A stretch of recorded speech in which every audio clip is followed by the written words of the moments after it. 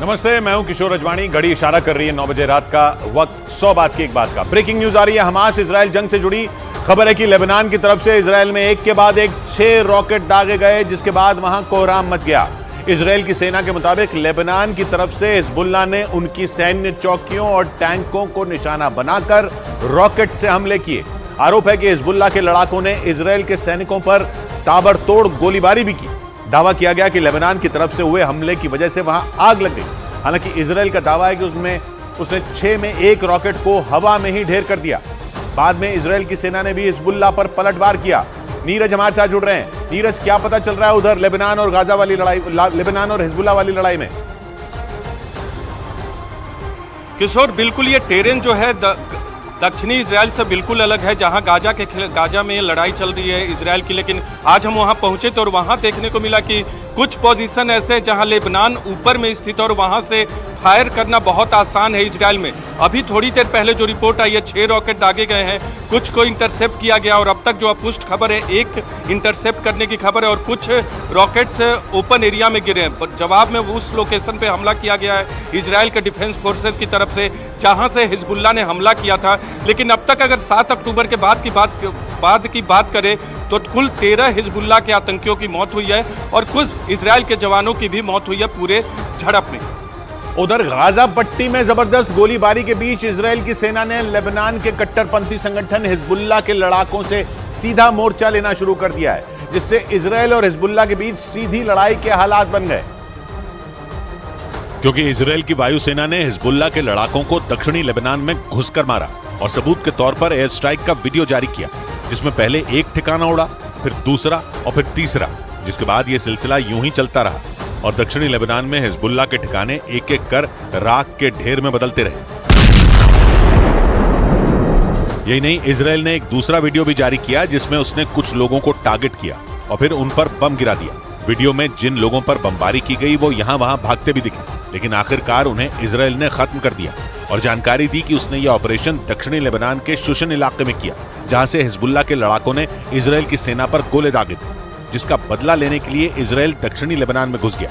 ये नहीं, हिजबुल्लाह ने उसके 2 लड़ाकों की मौत की पुष्टि भी की, जिसके बाद इजराइल का उत्तरी और लेबनान का दक्षिणी हिस्सा जंग के मैदान में बदलने लगा, क्योंकि इजराइल की सेना के ऑपरेशन के बाद हिजबुल्लाह ने भी पलटवार किया और खबर आई कि उसने उत्तरी इजराइल में फिर से मिसाइलें दागी, जिसके बाद उत्तरी इजराइल के कई इलाके धुआं धुआं हो गए, क्योंकि वहां 1-2 नहीं बल्कि 10 मिसाइलें गिरी, जिन्हें दक्षिणी लेबनान में बैठे हिजबुल्लाह के लड़ाकों ने दागा। जिसके बाद इजराइल की सेना उत्तरी इजराइल में एक्टिव हो गई। उसके हेलीकॉप्टर सीमा पर निगरानी करते दिखे, जबकि एक दिन पहले ही उसने फरमान जारी किया था कि इजराइल का लेबनान की सीमा से लगने वाला 5 किलोमीटर तक का इलाका खाली किया जाएगा, क्योंकि उत्तरी इजराइल के मेतुला, बेतशेयान, स्फा और तिबेरिया समेत 28 इलाकों पर मिसाइल गिरने का खतरा मंडरा रहा है, क्योंकि हिजबुल्लाह का टारगेट यही इलाके हैं। लेबनान के सबसे करीब मौजूद इजराइल के शहर मेतुला को तो छावनी में बदल दिया गया, जहां लोगों के रहने पर बैन लग गया, क्योंकि गाजा के अल अहली अस्पताल पर रॉकेट गिरने के बाद हिजबुल्लाह पहले से ज्यादा आक्रामक हुआ। एक दिन पहले ही उसने उत्तरी इजराइल में हमला किया था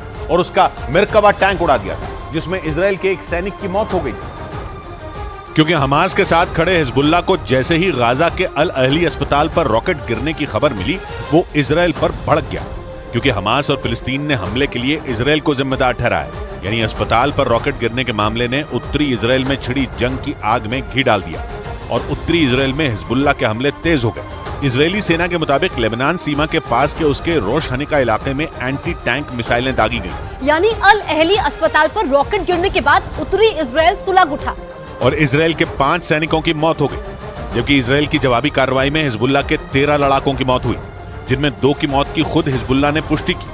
इस बीच इजराइल से लोहा लेने को तैयार हिजबुल्लाह ने केवल सीमा पर ही नहीं बल्कि लेबनान के अंदर भी इजराइल और उसके दोस्त अमेरिका के खिलाफ मोर्चा खोल दिया। लेबनान की राजधानी बेरूत में तो उसके समर्थक हिंसा पर उतारू हो गए और उन्होंने इतना उत्पाद मचाया कि लेबनान की सेना को सड़कों पर उतरना पड़ा।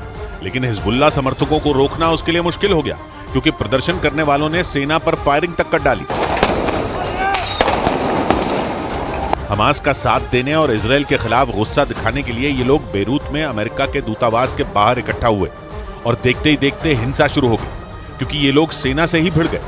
मारपीट तक की नौबत आ गई और बेरूत की सड़क जंग के मैदान जैसी लगने लगी। हिजबुल्लाह समर्थकों ने मांग की कि बॉर्डर खोल दिया जाए क्योंकि वो इजरायल में घुसकर गाजा के लोगों का बदला लेना चाहते हैं। लेकिन नारेबाजी से शुरू हुआ प्रदर्शन देखते ही देखते हिंसक हो गया, क्योंकि लेबनान में मौजूद शिया संगठन हिजबुल्लाह इजरायल और अमेरिका के खिलाफ आग उगल रहा है। जबकि अमेरिका ने इजरायल को हिजबुल्लाह से न भिड़ने की सलाह दी।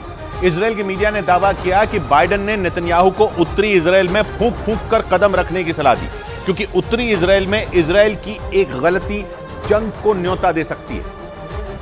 यानी हिजबुल्लाह से जंग लड़ने पर उतारू इजरायल को उसी के दोस्त अमेरिका ने आगाह किया और नसीहत दी कि वो उत्तरी इजरायल में कोई गलती न करे, क्योंकि इजरायल के मीडिया ने दावा किया कि बाइडेन ने उत्तरी इजरायल में बढ़ रहे तनाव पर नेतन्याहू से बात की और उन्हें सलाह दी कि हिजबुल्लाह की गोलीबारी पर इजरायल की सेना संभल कर जवाब दे, क्योंकि लेबनान में इजरायल की एक गलती बहुत बड़े युद्ध का कारण बन सकती है।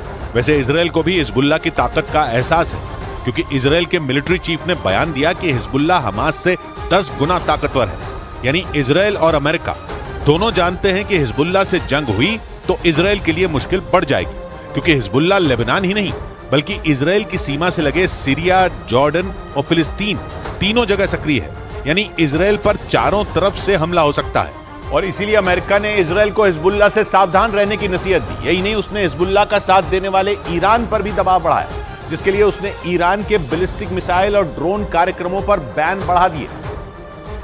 जिसके लिए उसने ईरान, चीन और वेनेजुएला की 8 कंपनियों को टारगेट किया। यही नहीं, उसने ईरान की मदद करने वाले 11 लोगों पर प्रतिबंध लगाए, क्योंकि ये सभी ईरान के बैलिस्टिक मिसाइल और ड्रोन कार्यक्रमों में मदद कर रहे थे। अमेरिका ने ईरान पर ऐसे समय में बैन बढ़ाए जब 2015 से ईरान के बैलिस्टिक मिसाइल कार्यक्रम पर लगे संयुक्त राष्ट्र के प्रतिबंध खत्म किए गए। लेकिन अमेरिका, जर्मनी और ब्रिटेन जैसे देशों से ईरान को राहत नहीं मिली, क्योंकि ईरान के पास ऐसी मिसाइलें और ड्रोन हैं जो इजरायल और अमेरिका की टेंशन बढ़ा सकते हैं। क्योंकि ईरान के खतरनाक ड्रोन का ट्रेलर यूक्रेन जंग में दिख चुका है। जंग के दौरान ईरान पर अपने आत्मघाती ड्रोन रूस की फौज को देने का आरोप लगा था और कहा गया कि रूस ने कीव में ईरान के शाहिद 136 से तबाही मचाई थी, क्योंकि ईरान का ये ड्रोन आत्मघाती है। इसके अलावा भी ईरान के पास कई आत्मघाती ड्रोन हैं, जिनमें 200 की तो उसने परेड भी करवाई थी। और यही नहीं, ईरान पर हिजबुल्लाह को ड्रोन देने का आरोप लगा है, जिनसे वो उत्तरी इजरायल में उत्पात मचा सकता है, क्योंकि ईरान ने हिजबुल्लाह को भी मिसाइलें दी हैं और माना जाता है कि उन्हीं के दम पर उसकी मिसाइलों की संख्या 1.5 लाख से ज्यादा हो चुकी है। और अब तो उसके जखीरे में ड्रोन भी आ चुके हैं, जो पश्चिम एशिया में अरब देशों से घिरे इजरायल के लिए बहुत बड़ा खतरा बन सकते हैं। क्योंकि अमेरिका और इजरायल से बदला लेने पर आमादा ईरान हिजबुल्लाह को जंग में घसीटने पर उतारू हुआ है। यही नहीं, ईरान हमास के साथ भी खड़ा है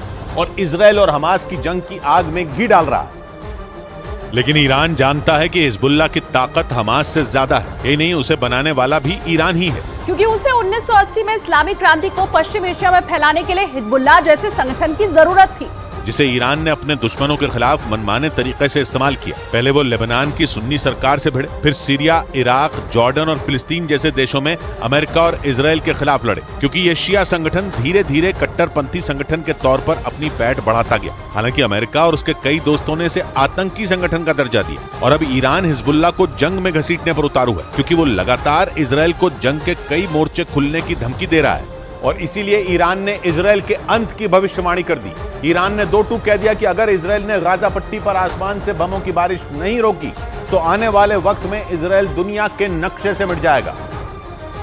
क्योंकि ईरान का दावा है कि गाजा पट्टी में मौजूद अस्पताल पर हुए हमले के बाद तमाम अरब और मुस्लिम देश इससे बुरी तरह चिढ़े हुए हैं, जो गाजा पट्टी पर हमले रोकने के लिए लगातार इजरायल पर दबाव बनाने के साथ उस पर पलटवार करने की धमकी तक दे रहे हैं। इसी वजह से ईरान ये दावा कर रहा है कि अगर इजरायल ने हमास के खिलाफ हमले नहीं रोके तो उसके खिलाफ अरब और मुस्लिम देश जंग का बिगुल बजा देंगे, और अगर ऐसा हुआ तो फिर इजरायल को दुनिया की कोई भी ताकत खत्म होने से नहीं बचा पाएगी।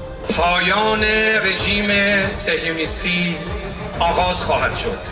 गाजा पट्टी में मौजूद अल अहली अस्पताल पर हुए हमले के विरोध में ईरान की राजधानी तेहरान में जोरदार प्रदर्शन हुए। वहां से आई तस्वीरों में बड़ी संख्या में लोग शहर की सड़कों पर उतरकर इजरायल के खिलाफ प्रदर्शन करते नजर आए। और उसी विरोध प्रदर्शन के दौरान भाषण देते हुए ईरान के राष्ट्रपति इब्राहिम रईसी ने इजरायल के दोस्त अमेरिका को खुली चुनौती दे दी। उन्होंने ये दावा किया कि अगर मुस्लिम देशों ने जंग का ऐलान कर दिया तो इजरायल को खत्म होने से अमेरिका भी नहीं बचा पाएगा। और ये साफ कर दिया कि हमास के साथ चल रही इस जंग में इजरायल का खात्मा होकर ही रहेगा, जबकि इजरायल खुद एक ताकतवर मुल्क है, ऊपर से वो अमेरिका का जिगरी दोस्त भी है। यही नहीं, हमास के हमले के बाद अमेरिका इजरायल की मदद के लिए भूमध्य सागर में 3 ताकतवर युद्धपोत तक तैनात कर चुका है। इसके अलावा लगातार अमेरिका से हथियारों से भरे विमान इजरायल भी पहुंच रहे हैं। और इसी वजह से ईरान ने अमेरिका के राष्ट्रपति बाइडेन को हत्यारा तक बता दिया, क्योंकि उसका आरोप है कि अमेरिका से मिले ताकतवर और घातक हथियारों का इस्तेमाल इजरायल गाजा पट्टी को तबाह करने के लिए कर रहा है, जिससे वहां हजारों की संख्या में लोग मारे जा रहे हैं। ईरान का यह भी आरोप है कि अमेरिका इजरायल की मदद करके जंग की आग में घी डालने का काम कर रहा है और इसे रोका नहीं गया तो ये आने वाले वक्त में पूरी दुनिया में फैल जाएगी, जिसके बाद ऐसी तबाही मच सकती है जिसे रोक पाना किसी के लिए भी मुमकिन नहीं होगा। न्यूज एजेंसी रॉयटर्स के मुताबिक गाजा में अस्पताल पर हुए हमले से ईरान बुरी तरह भड़का हुआ है और इसीलिए वो हमास के समर्थन में और इजरायल के खिलाफ बार बार जंग में उतरने की धमकी दे रहा है।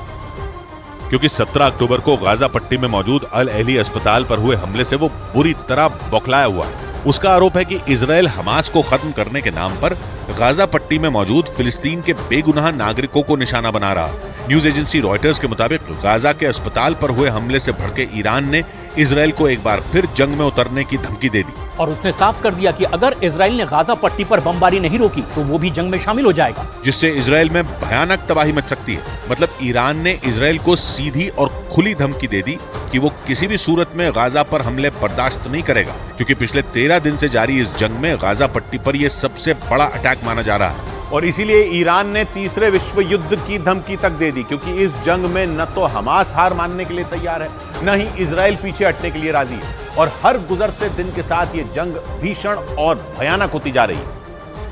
और माना जा रहा है कि अगर इजरायल ने अपना सैन्य अभियान नहीं रोका तो ये जंग तीसरे विश्व युद्ध में बदल सकती है, क्योंकि ब्रिटेन के अखबार डेली मेल की एक रिपोर्ट में यह दावा किया गया कि अगर ईरान जंग में कूदा तो फिर पूरी दुनिया में आग लग जाएगी, या ये कहें कि दुनिया तीसरे विश्व युद्ध की आग में झुलसने लगेगी, क्योंकि ईरान के जंग में उतरने के साथ ही पूरी दुनिया 2 हिस्सों में बढ़ सकती है। और रिपोर्ट के मुताबिक ईरान को रोकने के लिए तमाम पश्चिमी देश अमेरिका के साथ जंग में शामिल हो जाएंगे, जिन्हें टक्कर देने के लिए और ईरान के समर्थन में मुस्लिम और अरब देश भी इजरायल पर टूट पड़ेंगे। और तो और रिपोर्ट में यह भी दावा किया गया कि अमेरिका के कट्टर दुश्मन रूस और चीन भी ईरान का साथ देने के लिए इजरायल के खिलाफ जंग का बिगुल बजा सकते हैं। मतलब ईरान के युद्ध में उतरते ही पूरी दुनिया जंग के मैदान में बदल सकती है और माना जा रहा है कि ईरान लेबनान के चरमपंथी संगठन हिजबुल्लाह को जंग में उतारने की पूरी तैयारी कर चुका है, इसीलिए वो बार बार इजरायल को हिजबुल्लाह का डर दिखा रहा है।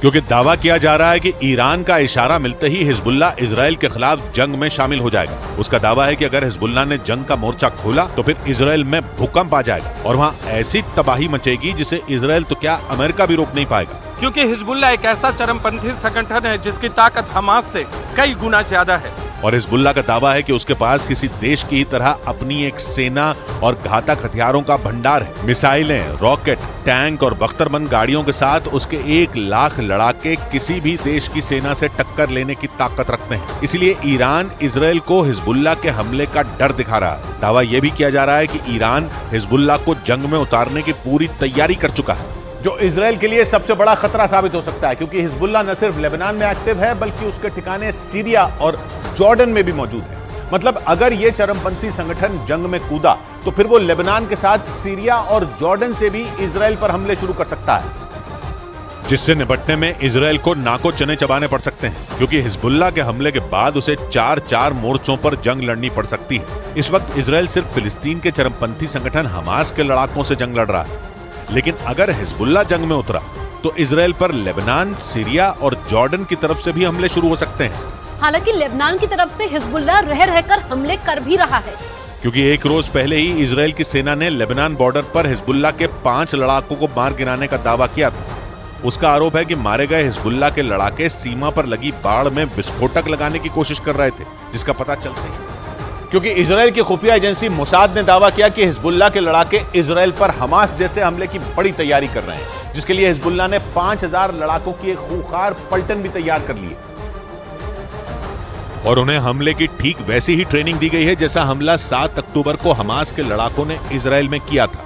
मतलब ये कि इस बार हिजबुल्लाह के लड़ाके जमीन, आसमान और पानी के रास्ते हमला बोलकर इजरायल को दहलाने की फिराक में है। मोसाद के मुताबिक हिजबुल्लाह के ये 5000 लड़ाके इजराइल की उत्तरी सीमा से धावा बोल सकते हैं, क्योंकि उन लड़ाकों को सीमा पर लगी बाड़ को तोड़ने, घुसकर हमला करने और लोगों को बंधक बनाने की ट्रेनिंग दी गई है। 7 अक्टूबर को हमास ने भी एक साथ 5000 रॉकेट और मिसाइलें इजराइल पर दाग दी थी। मोसाद के मुताबिक जिन 5000 लड़ाकों को हिजबुल्लाह ने हमले के लिए तैयार किया है, उन्हें मौत का दस्ता नाम दिया गया है। हालांकि इजराइल की सेना अपनी उत्तरी सीमा पर हिजबुल्लाह के लड़ाकों को चुन चुन कर ठिकाने लगा रही है। एक रोज पहले इजराइल की सेना ने हिजबुल्लाह के 5 लड़ाकों को मार गिराने का दावा किया और बाद में हिजबुल्लाह की तरफ से भी उसके लड़ाकों के मारे जाने की खबर पर मोहर लगा दी गई। ईरान का आरोप है कि इजराइल का मकसद हमास को खत्म करना नहीं है, बल्कि वो एक बार फिर पूरी गाजा पट्टी पर कब्जा करना चाहता है, जिस पर 2007 से ही हमास का कब्जा है और वो किसी भी कीमत पर इजराइल को दुनिया के नक्शे से मिटा देना चाहता है। लेकिन ईरान का दावा है कि 7 अक्टूबर को हमास के हमले के बाद इजराइल एक बार फिर गाजा पट्टी पर कब्जा करने की फिराक में, जबकि 1967 से 2005 तक गाजा पट्टी इजराइल के ही कब्जे में थी। लेकिन सितंबर 2006 में इजराइल ने गाजा पट्टी को खाली कर दिया था, जिसके बाद उसके दुश्मन हमास ने वहां कब्जा जमा लिया और तभी से वो इजराइल पर लगातार हमले कर रहा है। लेकिन ईरान का आरोप है कि हमास के हमले को इजराइल ने एक मौके की तरह लिया और उसने गाजा पट्टी पर फिर कब्जा जमाने के लिए अपनी पूरी ताकत लगा दी। और ईरान ने आरोप लगाया कि गाजा पट्टी के अस्पताल पर इतना बड़ा हमला उसी रणनीति का हिस्सा है। उसका यह भी आरोप है कि अमेरिका के लड़ाकू विमान F-35 से इजराइल हमास के ठिकानों को निशाना बना रहा है। और इसीलिए ईरान ने आरोप लगाया कि गाजा पट्टी में तबाही मचाने और बेगुनाहों की हत्या करने में इजराइल और अमेरिका बराबर के भागीदार हैं। माना जा रहा है कि इसी वजह से ईरान लगातार दुनिया के तमाम मुस्लिम देशों से फिलिस्तीन के समर्थन में एकजुट होने की अपील कर रहा है, क्योंकि न्यूज एजेंसी रॉयटर्स के मुताबिक इजराइल हमास के ठिकानों को तबाह करने के लिए F-35 लड़ाकू विमान का इस्तेमाल कर रहा है। और दावा किया जा रहा है कि इसी वजह से ईरान बुरी तरह से बौखला गया है, क्योंकि F-35 लड़ाकू विमान ईरान समेत इजराइल के हर दुश्मन को पल भर में ढेर करने की ताकत रखता है। एक रिपोर्ट के मुताबिक इस घातक फाइटर जेट को अमेरिका और इजराइल दोनों ने मिलकर बनाया है, जिसे इजराइल के जखीरे का सबसे घातक हथियार बताया जा रहा है। इसकी ताकत का अंदाजा इसी बात से लगाया जा सकता है कि ये फाइटर जेट रडार को चकमा देने में भी माहिर है। और न्यूज एजेंसी रॉयटर्स के मुताबिक ईरान के परमाणु बम बनाने की तैयारी ने इजराइल की चिंता और बढ़ा दी है। हालांकि दावा यह किया जा रहा है कि इजराइल का F-35 लड़ाकू विमान ईरान के लिए काल साबित हो सकता है, क्योंकि ये लड़ाकू विमान ईरान की सीमा में घुसे बिना ही उसके ठिकानों को तबाह करने की ताकत रखता है। इसी वजह से ये दावा किया जा रहा है कि ईरान बुरी तरह डरा हुआ है, क्योंकि इजराइल ईरान को परमाणु कार्यक्रम बंद करने और ऐसा नहीं करने पर उस पर हमले की कई बार धमकी तक दे चुका है, जबकि ईरान हर हाल में परमाणु ताकत हासिल करना चाहता है। और आरोप है कि वो पिछले कई साल से चोरी छिपे परमाणु बम बनाने में जुटा है, क्योंकि कुछ रोज पहले अमेरिका के रक्षा विभाग पेंटागन की एक रिपोर्ट के मुताबिक ईरान सिर्फ 2 हफ्तों के अंदर परमाणु बम बना सकता है, जिससे सबसे बड़ा खतरा इजराइल को है, क्योंकि वो ये बात अच्छी तरह जानता है कि अगर ईरान ने बम बना लिया तो फिर उसे रोक पाना आसान नहीं होगा। इसलिए इजराइल ईरान को परमाणु कार्यक्रम बंद करने की धमकी देने में जुटा था और यहां तक कि वो ईरान को रोकने के लिए उस पर हमला करने के लिए भी तैयार था। लेकिन दावा किया जा रहा है कि हमास के हमले के बाद सब कुछ उलट गया, क्योंकि माना जा रहा है कि इस जंग के बहाने ईरान इजराइल को सबक सिखाने की तैयारी में जुट गया और इजराइल को दुनिया से मिटाने की रणनीति पर काम करने लगा। पश्चिमी मीडिया के मुताबिक हमास के इजराइल पर हमले के बाद ईरान इसे भुनाने में जुट गया। हालांकि वो पहले से ही इजराइल के खिलाफ हमास और हिजबुल्लाह को एक हथियार के तौर पर इस्तेमाल कर रहा है। आरोप है कि वो इन दोनों चरमपंथी संगठनों को कई साल से फंड देने के साथ घातक और खतरनाक हथियारों की भी सप्लाई करता आ रहा है। लेकिन जैसे ही हमास ने इजराइल के खिलाफ युद्ध छेड़ा, ईरान इसका फायदा उठाने में जुट गया। और न्यूज एजेंसी रॉयटर्स के मुताबिक इसीलिए ईरान हिजबुल्लाह और हमास को उकसाने के साथ खुद भी जंग में उतरने की धमकी दे रहा है। हालांकि माना यह भी जा रहा है कि अमेरिका और इजराइल ईरान के इस पैंतरे को बखूबी समझ रहे हैं और उससे निपटने के लिए उन्होंने तैयारियां भी शुरू कर दी हैं। मतलब अगर ईरान ने जंग में शामिल होने की गलती की तो फिर उसे इजराइल के साथ साथ सुपर पावर अमेरिका का भी कहर झेलना पड़ेगा। उधर अमेरिका ने इजराइल को गाजा में जमीनी हमले के लिए हरी झंडी दे दी। इजराइल से निकलने से पहले अमेरिकी राष्ट्रपति जो बाइडेन ने उसे यह भरोसा दिया। यह जानकारी ब्रिटेन के अखबार डेली मेल ने दी, जिसने हमास और इजराइल के बीच चल रही जंग के भयंकर होने का चांस बढ़ा दिया, क्योंकि इजराइल ने हमास को खत्म करने की कसम खा रखी है और बिना रुके गाजा पर हवाई हमले कर रहा है। दिन हो या रात इजराइल की गाजा में एयर स्ट्राइक जारी है और अब वो जमीनी हमले के लिए भी तैयार है, जिसके लिए उसे बाइडेन से हरी झंडी मिल चुकी है। ये दावा ब्रिटेन के अखबार डेली मेल ने किया। अखबार ने जानकारी दी कि इजराइल दौरे के दौरान बाइडेन ने नेतन्याहू से इस बारे में बात की और दो टूक बोल दिया कि गाजा पर जमीनी हमले के प्लान में अमेरिका इजराइल के साथ है, जिसके बाद खबर आई कि इजराइल की सेना कभी भी गाजा में घुस सकती है। और अब तो बाइडेन ने खुद इजराइल को हमास के खात्मे का ग्रीन सिग्नल दे दिया है। We will not stand by and do nothing again. Not today, not tomorrow, not ever. Hamas से जंग के बीच इजराइल पहुंचे बाइडेन ने तेल अवीव में करीब 8 घंटे बिताए। इस दौरान वो केवल नेतन्याहू से ही नहीं बल्कि उनकी वॉर कैबिनेट के दूसरे सदस्यों से भी मिले और इसके अलावा उनकी इजराइल के रक्षा मंत्री योआव गलांट से भी मुलाकात हुई, जिन्होंने बाइडेन से खुलकर बोल दिया कि हमास के साथ इजराइल की जंग लंबी खिंच सकती है। बाइडेन और योआव गलांट के बीच हुई बातचीत से जुड़ी ये जानकारी ब्रिटेन के अखबार डेली मेल ने दी, जिसके बाद इजराइल की हमास के खिलाफ चल रही भयंकर जंग के लंबे खिंचने का चांस बढ़ गया, क्योंकि ऐसा किसी और को नहीं बल्कि खुद इजराइल के रक्षा मंत्री योआव गलांट को लगता है। और उन्होंने ये बात बाइडेन को भी बता दिया और दो टूक शब्दों में कह दिया कि लंबे वक्त तक इजराइल को अमेरिकी मदद की जरूरत पड़ सकती है, क्योंकि हमास और इजराइल की जंग लंबी खिंच सकती है। डेली मेल ने अपनी रिपोर्ट में जानकारी दी कि इस बारे में केवल इजराइल के रक्षा मंत्री ही नहीं बल्कि नेतन्याहू के विरोधी बेनी गैंट्स ने भी बाइडेन से चर्चा की और ये आशंका जताई गई कि हमास और इजराइल के बीच युद्ध सालों तक चल सकता है। यानी नेतन्याहू के मंत्री और विरोधी दोनों ने हमास से लंबी जंग की आशंका जताई और उम्मीद जताई कि अमेरिका इजराइल के साथ खड़ा रहेगा, क्योंकि हमास और इजराइल की जंग के पहले दिन से ही अमेरिका इजराइल के साथ खड़ा है। यही नहीं, जैसे ही अमेरिका को हमास के इजराइल में खून खराबा करने की खबर मिली, जिसके बाद वो भूमध्य सागर में सक्रिय हो गया और उसने अपने तीन एयरक्राफ्ट कैरियर भूमध्य सागर में भेज दिए, जिनमें अमेरिका का जेरल्ड फोर्ड एयरक्राफ्ट कैरियर भी शामिल है। जेरल्ड फोर्ड को दुनिया का सबसे बड़ा एयरक्राफ्ट कैरियर माना जाता है और इसकी ऊंचाई 76 मीटर है, यानी ये कुतुब मीनार से भी ऊंचा है, जिसकी क्षमता 1 लाख टन से ज्यादा है और इस पर 70 फाइटर जेट एक साथ ले जाए जा सकते हैं। यानी इजराइल की सुरक्षा के लिए अमेरिका ने अपने ताकतवर हथियार भेज दिए। यही नहीं, पहले अमेरिकी विदेश मंत्री एंटनी ब्लिंकन इजराइल पहुंचे और फिर बाइडेन ने भी इजराइल का दौरा किया। हालांकि अमेरिका ने इजराइल को पहले ही बता दिया था कि वो गाजा में आम लोगों को मारने के खिलाफ है और वो ये नहीं चाहता कि इजराइल गाजा पर कब्जा करे, लेकिन बाइडेन ने हमास के खात्मे के लिए इजराइल का साथ देने का वादा किया था और इजराइल दौरे पर उन्होंने ये बात दोहराई। और जैसे ही बाइडेन इजराइल से निकले, इजराइल ने गाजा पर हमले तेज कर दिए और हमास के सैकड़ों ठिकानों को बर्बाद कर दिया। हालांकि इस बार भी उसने एयर स्ट्राइक ही की और गाजा पट्टी में हमास के सैकड़ों ठिकानों को निशाना बनाया। इजराइल की सेना ने हमले का वीडियो भी जारी किया, जिसमें गाजा पट्टी में बनी इमारतें ऐसे उड़ते दिखी मानो ज्वालामुखी फटा हो। इजराइल की गाजा पर एयर स्ट्राइक की तस्वीरें फिलिस्तीन ने भी जारी की, जिनमें इजराइल के रॉकेट गाजा में गिरते दिखे। एक रॉकेट गिरने के बाद तो ऐसा धमाका हुआ कि कान के पर्दे फट जाएं।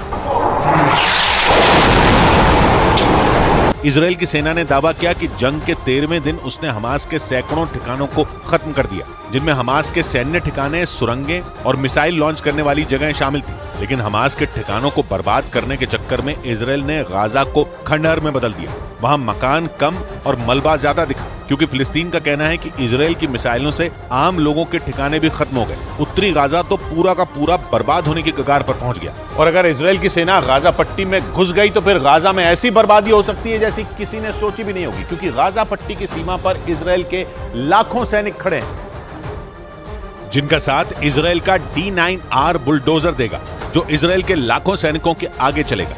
इजराइल का D9R बुलडोजर 26 फीट लंबा है, जिस पर न तो मिसाइलों और न ही बारूदी सुरंगों का असर पड़ता है, क्योंकि इस बख्तरबंद बुलडोजर पर 15 टन का कवच लगा हुआ है, जो दुश्मन की गोली या मिसाइलों को इजराइल के सैनिकों तक पहुंचने से पहले ही रोक देगा। और अगर कुछ मिसाइलें या गोलियां D9R बुलडोजर को पार कर गईं, तो फिर उनका सामना इजराइल के शक्तिशाली मेरकवा टैंक से होगा, क्योंकि इजराइल के 3 लाख सैनिकों के साथ उसके मेरकवा टैंक भी गाजा में घुसेंगे, जो चलते चलते दुश्मन को उड़ा सकते हैं। मतलब आसमान के बाद गाजा पर जमीन से अटैक हो सकता है, जिसके लिए इजराइल को उसके सबसे पक्के दोस्त अमेरिका का साथ मिल चुका है।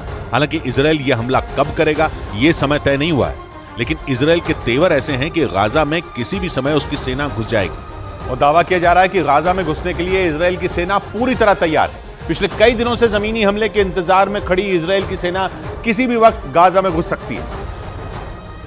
और इसके बाद गाजा में हमास के लड़ाकों पर कहर टूट पड़ेगा, क्योंकि पिछले 12 दिन से जारी जंग में अभी तक इजराइल ने गाजा पर सिर्फ हवाई हमले ही किए हैं, लेकिन अब इजराइल की जमीनी सेना भी हमास के खूंखार लड़ाकों का काम तमाम करने पहुंचने वाली है, क्योंकि अमेरिका के राष्ट्रपति जो बाइडेन ने भी इजराइल के गाजा पर जमीनी हमले करने को हरी झंडी दे दी। और गाजा पर हमले के लिए इजराइल की जमीनी सेना पहले से ही बॉर्डर पर तैनात है। इजराइल की सेना को अब सिर्फ नेतन्याहू के आदेश का इंतजार है, जिसके बाद हजारों इजरायली सैनिक गाजा पर जमीनी हमला कर वहां खून की नदियां बहाने को तैयार बैठे। यानी हमास और इजराइल की जंग अभी और भयंकर हो सकती है, जबकि पिछले 12 दिन में ही दोनों तरफ के 2000 से ज्यादा लोगों की मौत हो चुकी है। और जैसे ही नेतन्याहू का आदेश होगा, इजराइल की सेना गाजा पर ताबड़तोड़ जमीनी हमले शुरू कर देगी, क्योंकि पिछले कई दिन से इजराइल की सेना गाजा के करीब ही अपना डेरा जमाए हुए है और वो फिलिस्तीन के इलाके में घुसने के लिए पूरी तरह तैयार है। और वहां से सामने आई तस्वीरों में गाजा पर हमले के लिए इजराइल की जमीनी सेना बेताब दिखाई दी, जो नेतन्याहू के एक आदेश पर गाजा को हमास की कब्रगाह बना सकते हैं, क्योंकि गाजा पर जमीनी हमले की तैयारी इजराइल की सेना कई दिन पहले ही कर चुकी है। सेना पूरे लाव लश्कर के साथ मैदान में डटी हुई, जो कभी भी गाजा में दाखिल हो सकती है, जिसमें करीब 1 लाख सैनिकों के साथ टैंक, बख्तरबंद गाड़ियां और तोपें शामिल। हवाई हमलों से तो इजराइल की सेना पहले ही हमास के कई ठिकानों को तबाह कर उसे बेहाल कर चुकी है, और अब जमीनी सेना भी हमास के लिए कहर बनकर टूट सकती है। लेकिन हमास भी इजराइल के आगे इतनी जल्दी घुटने नहीं टेकेगा, क्योंकि वो पहले ही कह चुका है कि उसके खूंखार लड़ाके इजराइल के हर हमले का जवाब देने के लिए बेचैन है। यानी ईरान के समर्थन के बाद हमास दुगनी ताकत से इजराइल की सेना पर हमला करेगा।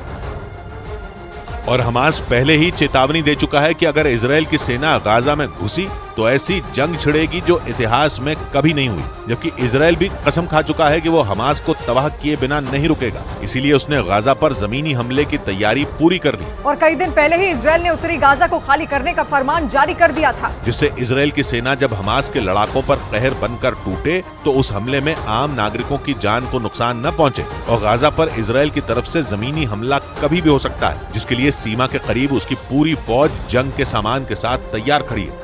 और अब दुनिया को हमास और इजराइल की जंग का वो रूप दिखेगा जिसकी किसी ने भी कल्पना तक नहीं की होगी, क्योंकि इजराइल की सेना अपने लाखों सैनिकों और गोला बारूद के साथ गाजा पर जमीनी हमले की तैयारी में है, तो वहीं हमास ने भी अपने खूंखार लड़ाकों के दम पर इजराइल को सबक सिखाने की ठान ली है।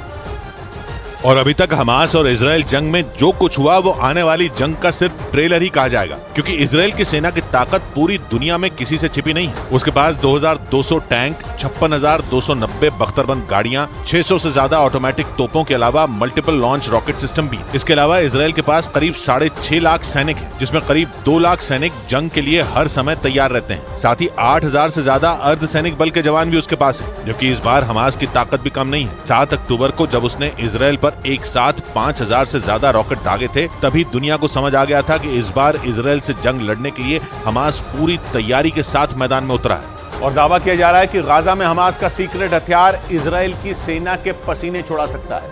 वहां इजराइल की सेना का सामना 500 किलोमीटर में फैली सुरंगों के जाल से होगा, जिसमें छिपे हमास के लड़ाके इजराइल की सेना के लिए बड़ी चुनौती बन सकते हैं।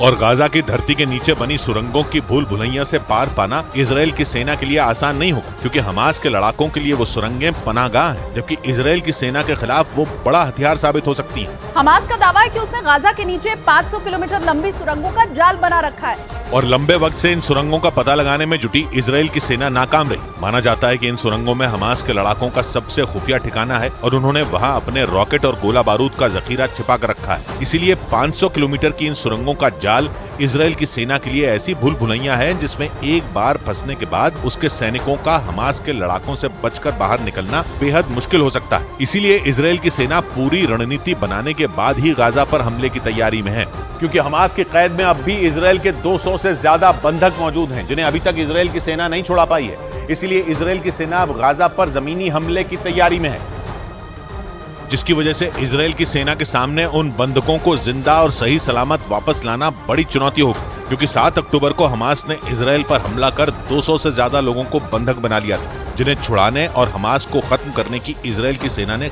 कसम खाई थी। लेकिन 12 दिन की जंग के बाद भी इजराइल की सेना उन बंधकों का पता नहीं लगा पाई, जबकि इजराइल की सेना गाजा पर जमीनी हमला करने की पूरी तैयारी कर चुकी है। ऐसे में अगर हमास के लड़ाकों ने उन बंधकों को नुकसान पहुंचाया या हमले के दौरान उन बंधकों की जान को खतरा हुआ, तो नेतन्याहू दुनिया भर में बुरी तरह घिर सकते हैं, क्योंकि उन बंधकों में इजराइल के अलावा भी कई देशों के लोग शामिल हैं। और हमास भी जानता है कि वो बंधक ही इजराइल के खिलाफ जंग में उसकी सबसे बड़ी ताकत और इजराइल के लिए सबसे बड़ी कमजोरी है।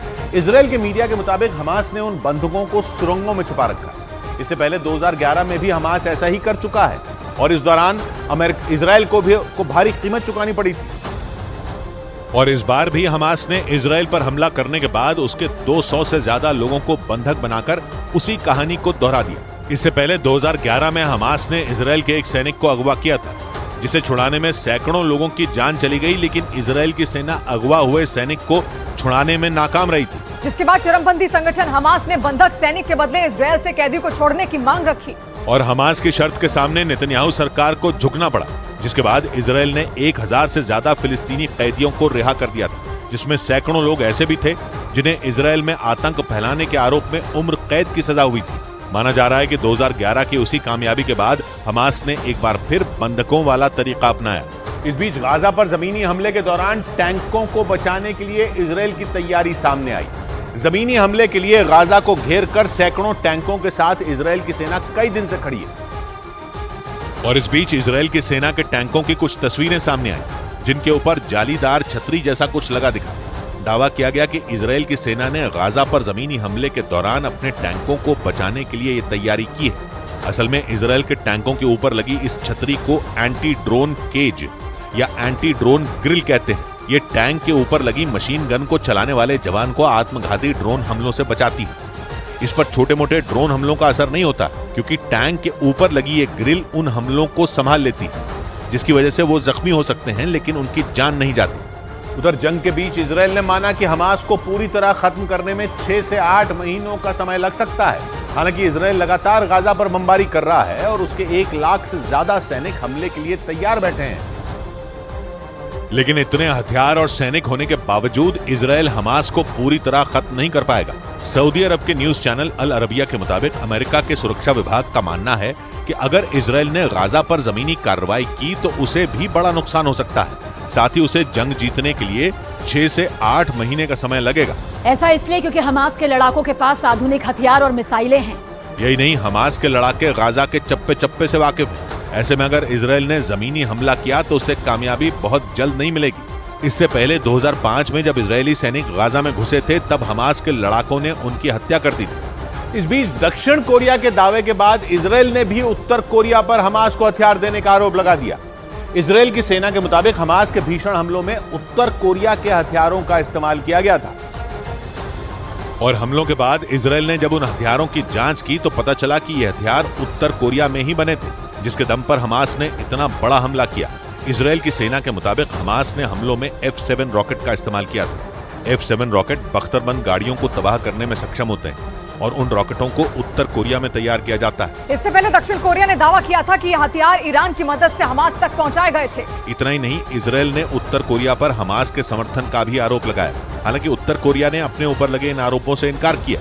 और सऊदी अरब के चैनल अल अरबिया के मुताबिक इजराइल के प्रधानमंत्री बेनिमिन नेतन्याहू ने दावा किया कि हमास के हमले के पीछे कुछ मुस्लिम देशों ने बड़ी साजिश रची थी ताकि सऊदी अरब के साथ हुए इजराइल के शांति समझौते को खत्म करवाया जा सके। पिछले महीने ही दोनों देशों ने अमेरिका की पहल पर दुश्मनी भुलाकर शांति समझौता करने का प्रयास किया था। लेकिन इजराइल और हमास की जंग की वजह से 3 दिन पहले सऊदी अरब ने उस समझौते को टाल दिया था और दो टूक कहा था कि वो इस वक्त इजराइल के साथ किसी भी तरह का समझौता करने की स्थिति में नहीं है, क्योंकि इजराइल के साथ शांति समझौता करके सऊदी अरब दुनिया भर के मुस्लिम देशों को नाराज नहीं करना चाहता। सऊदी अरब फिलिस्तीन का समर्थक है, लेकिन इजराइल के साथ भी दोस्ती का हाथ उसने आगे बढ़ाया था। इजराइल ने भी सऊदी अरब से दोस्ती करके मुस्लिम देशों के साथ अपनी नजदीकियां बढ़ाने की कोशिश की थी, लेकिन 7 अक्टूबर को इजराइल पर हमास के हमले के बाद बात बिगड़ गई और यह समझौता खटाई में पड़ गया। इस बीच नेतन्याहू ने दावा किया कि ईरान समेत कुछ मुस्लिम देश नहीं चाहते कि सऊदी अरब के साथ उनकी दोस्ती हो। इसी वजह से हमास के हमले के पीछे उन्होंने बड़ी साजिश का आरोप लगा दिया। उधर भीषण जंग के बीच हमास की नचाबा फोर्स इजराइल की सेना के लिए बड़ी मुसीबत बन गई, क्योंकि उसके खूंखार लड़ाकों ने वहां कत्लेआम मचा दिया, जिन्हें काबू करना इजराइल की सेना के लिए जंग में जीत हासिल करने जैसा होगा। क्योंकि हमास की नचाबा फोर्स इजराइल पर लगातार निशाना बना रही है और लोगों को मौत के घाट उतार रही है। बताया जा रहा है कि जंग में नचाबा फोर्स से निपटना ही इजराइल की सेना के लिए सबसे बड़ी चुनौती बन गई। इजराइल की सेना के मुताबिक वहां 7 अक्टूबर को हुए भीषण हमलों में नचाबा फोर्स का ही हाथ था, जिसने हमले से पहले पूरी प्लानिंग की। और इजराइल पर एक साथ 5,000 से ज्यादा रॉकेट दाग दिए, जिससे पूरा इजराइल थर्रा उठा और हजारों लोगों की जान चली गई। जबकि उन हमलों के जवाब में नचाबा फोर्स का सामना करना वहां की फौज के लिए बड़ा सिरदर्द बन गया। लेकिन हमास की नचाबा फोर्स को मौत की नींद सुलाने के लिए इजराइल की सेना ने भी कमर कस ली। जंग के बीच कुछ दिनों पहले ही इजराइल के सैनिकों ने उसके ठिकानों पर ताबड़तोड़ हमले किए थे और नचाबा फोर्स के खूंखार लड़ाके मोहम्मद अबू शमला को मार गिराया था। इजराइल ने दावा किया कि मोहम्मद अबू शमला के घर को हमास ने अपने हथियार रखने का ठिकाना बनाया हुआ था, जिस पर एक के बाद एक हमले कर इजराइल के सैनिकों ने तबाह कर दिया था। बड़ी बात यह कि उसका घर गाजा पट्टी के रफा इलाके में था, जो गाजा पट्टी का दूसरा सबसे बड़ा शहर है और उसकी दक्षिणी दिशा में है, यानी मिस्र की सीमा के नजदीक है, क्योंकि दक्षिण में गाजा पट्टी की सीमा मिस्र से लगती है। इजराइल की सेना ने जानकारी दी थी कि गाजा पर किए गए हमलों में नचाबा के मुख्यालय को भी निशाना बनाया गया था।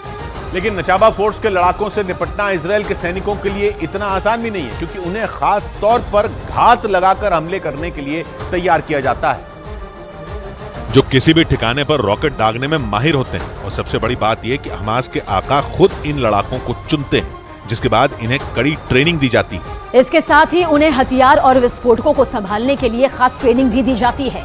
नचाबा फोर्स के लड़ाकों को सुरंगों के जरिए घुसपैठ करने और एंटी टैंक मिसाइलों से हमलों को अंजाम देने में भी महारत हासिल है। दावा है कि नचाबा फोर्स साल 2014 में गाजा युद्ध में भी शामिल रही थी, जिसने इजराइल की सेना पर कई घातक हमले किए थे, जिसके बाद इजराइल की ओर से ऑपरेशन प्रोटेक्टिव एज चलाया गया था, जिसमें हमास की नचाबा फोर्स के कई लड़ाके मारे गए थे।